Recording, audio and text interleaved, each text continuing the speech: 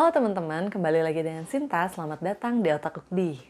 Nah, kali ini saya akan membahas salah satu penyakit yang berkaitan dengan gangguan gerak, yaitu Parkinson. Secara epidemiologis, insidensi Parkinson biasanya pada usia lebih dari 50 tahun dan meningkat dengan bertambahnya usia. Dengan populasi di Indonesia yaitu sekitar 400.000 pasien Parkinson. Untuk perbandingan antara pria dan wanita pada penyakit Parkinson yaitu 3 berbanding dengan 2. Dan 5% dari onset Parkinson dimulai sebelum usia 40 tahun atau yang onset Parkinson disease. Penyakit ini merupakan salah satu penyakit yang progresivitasnya perlahan yaitu 10-20 tahun. Parkinsonism dibagi menjadi 3 kategori, yaitu primer atau idiopatik, di mana penyakit ini meliputi 80% dari seluruh Parkinsonism. Yang kedua adalah sekunder atau berhubungan dengan infeksi atau pasca infeksi, obat-obatan, toksin, vaskular, trauma kepala, tumor otak, dan lain-lainnya. Yang ketiga adalah sindroma Parkinson plus atau degenerasi multisistem, disebut juga dengan progresif supranuclear palsy atau penyakit Lewy body diffusa dan sebagainya. Apa sih penyebab dan faktor risiko dari Parkinson? Penyebab utamanya yaitu perubahan sel neuron di substansia nigra pars compacta yang menyebabkan hilangnya neuron dopaminergic nigrostriatum. Degenerasi ini disebabkan oleh kelainan metabolisme seperti stroke, asfiksia, hipoglikemi, dan bahan toksik. Penyebab lain dari degenerasi yaitu eksitotoksisitas pada ion kalsium yang lebih tinggi dan free radikal yang lebih banyak, serta akibat dari adanya stres oksidatif. Nah, teman-teman bisa ngelihat ya, di sini adalah penampang dari otak yang menunjukkan adanya substansia nigra. Nah, patofisiologi dari penyakit Parkinson yaitu adanya ketidakseimbangan antara jalur langsung atau putamen dari putamen ke globus pallidus internus dan jalur tidak langsung yaitu dari putamen ke globus pallidus externus dan nukleus subthalamicus. Yang kedua, ada juga hiperaktivitas jalur langsung atau hipoaktivitas jalur tak langsung, sehingga menyebabkan penurunan output dari GPI dan substansia nigra pars reticularis ke thalamocortex. Hal ini menyebabkan gejala berupa hiperkinesia. Terjadi juga hipoaktivitas jalur langsung atau hiperaktivitas jalur tak langsung, sehingga menyebabkan peningkatan output GPI dan SNR yang menyebabkan hipokinesia. Patofisiologi penyakit Parkinson yang kedua adalah adanya ketidakseimbangan antara jalur saraf dopaminergic dengan dopamin sebagai neurotransmitter dengan saraf kolinergic dengan asetilkolin sebagai neurotransmitter. Jadi tidak seimbang antara dopamin dan asetilkolin. Jika dopaminergiknya yang dominan akan mengakibatkan gejala hiperkinesia dan apabila kolinergik atau asetilkolinnya yang dominan maka akan menyebabkan gejala hipokinesia. Secara sederhana, penyakit Parkinson ini terjadi gangguan pada fungsi traktus nigrostriatum yang menyebabkan gangguan pada gerakan halus.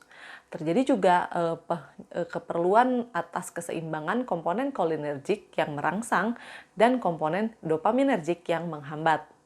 Selain itu, gejala juga timbul karena disproporsi fungsional kedua komponen di atas, di mana terjadi peningkatan kolinergik dan pelemahan atau penurunan dopaminergik. Apa sih tanda dan gejala dari penyakit Parkinson? Bisa kita singkat dengan sebutan TRAP atau TRAP, di mana TRAP terdiri atas tremor. Yang pertama adalah tremor, di mana tremor yang terjadi pada Parkinson yaitu resting tremor atau tremor yang muncul saat emosi berlebih. Yang kedua, tremornya bersifat kasar yaitu 4-6 kali per detik. Kemudian polanya adalah seperti pola memulung pil atau pill rolling, ini khas ya, dan pola hitung uang atau money counting.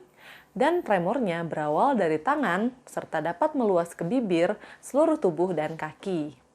Gejala yang kedua dari TRAP yaitu rigiditas. di mana pada rigiditas terjadi hipertoni pada seluruh gerakan dan terjadi cogwheel phenomenon atau fenomena roda gigi. Ini juga salah satu yang khas dari Parkinson. Nah, teman-teman bisa lihat ya gambarannya di sini untuk yang repetitive pill rolling movement seperti gerakan gini atau seperti menghitung uang. Kemudian ada juga tremor yang persisten 4 sampai 6 kali per detik dan gerakan-gerakan berupa shuffling gait, langkahnya kecil-kecil dan taking small steps tadi langkahnya itu kecil-kecil dan bergetar. Kemudian tanda dan gejala lainnya yang termasuk dalam TREP yaitu akinesia atau bradykinesia atau hipokinesia yang merupakan gerakan volunteer lambat dan sulit terutama pada gerakan halus. Contohnya saat bicara, menulis, mengancingkan baju, berdiri dari kursi, dan berbalik di tempat tidur. Yang kedua adalah gerakan asosiatif yang berkurang. Misalnya posisi jalannya yang khas dengan lengan yang kurang melenggang atau lengan yang melekat pada badan saat jalan dan dalam keadaan fleksi dan adduksi. Yang ketiga adalah gerakan spontannya berkurang dan salah satunya yaitu mask face atau wajah menjadi kaku seperti menggunakan topeng tanpa ekspresi. Dan yang keempat adalah manifestasi lain seperti mikrografia atau menulisnya kecil-kecil, lalu hipomimia, kedipan mata berkurang, gangguan konvergensi, perlambatan mengawali perintah gerak, dan sulit melakukan dua aktivitas sekaligus. Dan gejala yang keempat dari TREP yaitu P, postural instability atau gangguan refleks postural, di mana pada gangguan ini terjadi kurangnya keseimbangan atau perasaan unsteadiness saat berdiri atau perubahan posisi. Di sini yang khas adalah march appetite pass atau berjalan dengan langkah kecil. Sikap tubuh juga menjadi bungkuk dengan fleksi leher dan trungkal dan titik gravitasi ke depan sehingga mudah terjatuh ke depan atau propulsi, ke belakang atau retropulsi, dan atau ke samping atau lateral pulsi. Dan dari hasil pemeriksaan pull test, biasanya hasilnya positif bila pasien mundur lebih dari 2 langkah atau terjatuh. Dan pada pasien dengan postural instability, biasanya pasien mengalami kesulitan atau tidak dapat berbalik dengan cepat. Nah, ini gambarnya ya.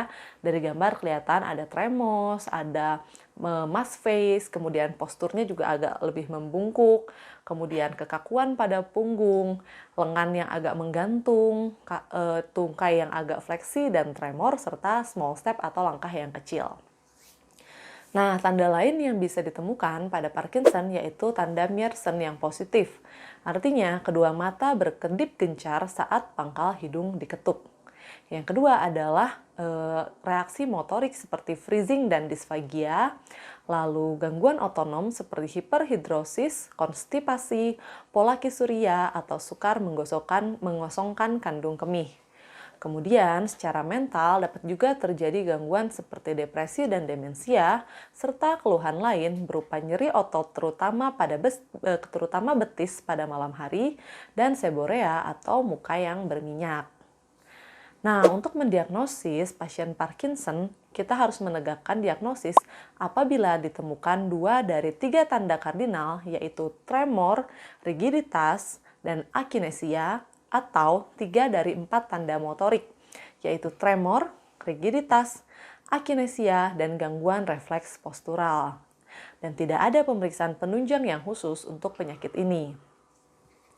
Nah, untuk mendiagnosis stadium atau derajat dari Parkinson, kita menggunakan Parkinson Disease Rating Scales dari Hoehn dan Yahr.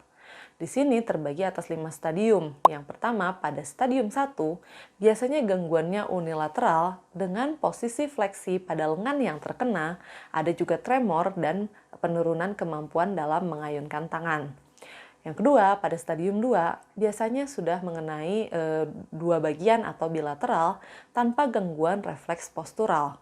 Postur tubuh sudah membungkuk ke depan dengan gaya jalan mulai lambat. Pada stadium 3 biasanya terjadi bilateral disertai gangguan refleks postural.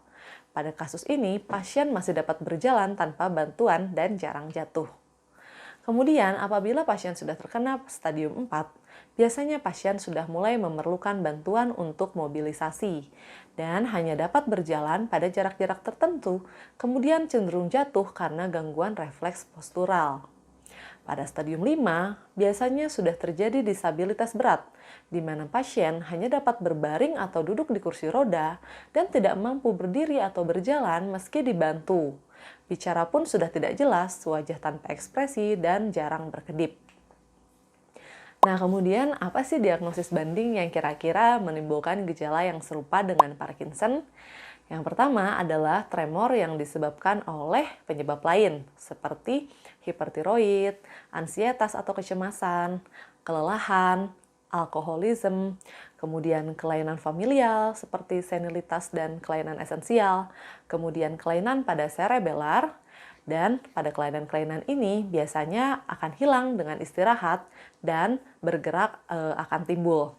Kemudian kelainan lain yaitu rigiditas seperti spastisitas, kemudian fenomena pisau lipat. Dan kelainan bradikinesia biasanya DD-nya adalah gait apraksia dan biasanya pada normal pressure hydrocephalus. Nah, apabila kita bertemu dengan pasien-pasien dengan Parkinson, biasanya penata laksanaannya itu ada yang bersifat suportif, ada yang bersifat medikamentosa. Penanganan suportif yang biasa dilakukan yaitu dengan penerangan pada pasien, dorongan emosi, dan konseling profesional baik secara hukum, finansial, dan pekerjaan. Kemudian diberikan juga terapi fisioterapi kepada pasien berupa terapi fisik dengan mengurangi kekakuan otot dan mengurangi nyeri sendi, serta mengatasi postur tubuh yang salah. Kemudian diberikan juga terapi okupasi untuk mengatasi problem atau masalah pada saat melakukan aktivitas hidup sehari-hari. Selain itu diberikan juga terapi wicara dan psikoterapi. Pasien Parkinson biasanya dapat berkumpul bersama dengan orang-orang yang memiliki penyakit yang sama untuk berbagi pengalaman dan mengatasi kesulitan penyakit dengan cara memberikan self-help group pada Parkinson's Club. Nah, penata laksanaan yang kedua adalah penata laksanaan medikamentosa atau dengan obat-obatan. Biasanya pilihan utama yaitu terapi tepat pada pasien dengan Parkinson. 50% pasien Parkinson dapat hidup tanpa disabilitas berat selama 10 tahun. Dan pemilihan obat biasanya didasarkan oleh stadium, kemunculan atau gejala klinis, usia, dan profil dari efek samping obat. Ya, penata laksanaan medikamentosa yang dapat diberikan untuk orang-orang Parkinson yaitu pemberian anti-Parkinson. Yang pertama adalah obat dopaminergic untuk meningkatkan kadar dopamin di otak. Yang pertama adalah levodopa atau benserazid. Yang kedua adalah dopamin agonis untuk menstimulasi reseptor dopamin. Bisa juga contoh obatnya yaitu bromokriptin, ropinirol, dan juga pramipexole. Yang ketiga adalah MAOB inhibitor untuk menginhibisi pemecahan dopamin oleh enzim MAO. Contoh obatnya adalah selegilin. Yang keempat adalah COMT inhibitor. Contoh obatnya entacapone dan tolcapone. Kemudian pilihan obat lain yaitu NMDA reseptor antagonis untuk menstimulasi pelepasan dopamin dan neuron dan menghambatan reuptake-nya. Contoh obat adalah amantadin. Selain obat-obat dopaminergic, bisa juga diberikan obat antikolinergic, yaitu contohnya trihexyphenidyl atau THP. Selain tata laksana medikamentosa, dapat juga diberikan terapi operatif apabila terapi medikamentosa tidak membaik atau timbul komplikasi. Jenis tindakan yang dapat dilakukan yaitu transplantasi jaringan fetus ke striatum otak, talamotomi, palidotomi, dan deep brain stimulation. Lalu apa sih bahaya atau komplikasi dari penyakit Parkinson? Yang pertama adalah gangguan kognisi berupa gangguan memori dan konfusi serta demensia. Gangguan atau komplikasi lainnya dapat berupa gangguan psikiatri seperti depresi dan psikosis. Selain itu, dapat juga menyebabkan gangguan tidur, nyeri otot, dan gangguan otonom seperti konstipasi, hipotensi ortostatik, gangguan miksi, dan disfungsi seksual. Lalu bagaimana sih prognosis dari pasien-pasien Parkinson? Yang pertama harus kita tahu bahwa Parkinson bukan merupakan penyakit yang fatal, namun progresif dengan berjalannya waktu. Rata-rata harapan hidup pasien dengan Parkinson umumnya lebih rendah dari orang yang tidak mengalami Parkinson. Pada tingkat lanjut, Parkinson dapat menyebabkan komplikasi seperti tersedak, pneumonia, dan jatuh yang menyebabkan kematian. Kemudian, progresi gejala Parkinson dapat berlangsung 20 tahun atau lebih. Dengan terapi yang tepat, pasien Parkinson dapat hidup produktif. Dengan skala Hon dan Yahr membantu mengukur progresivitas Parkinson dan respon terapi. Sekian penjelasan dari saya mengenai penyakit Parkinson. Semoga bermanfaat dan selamat belajar.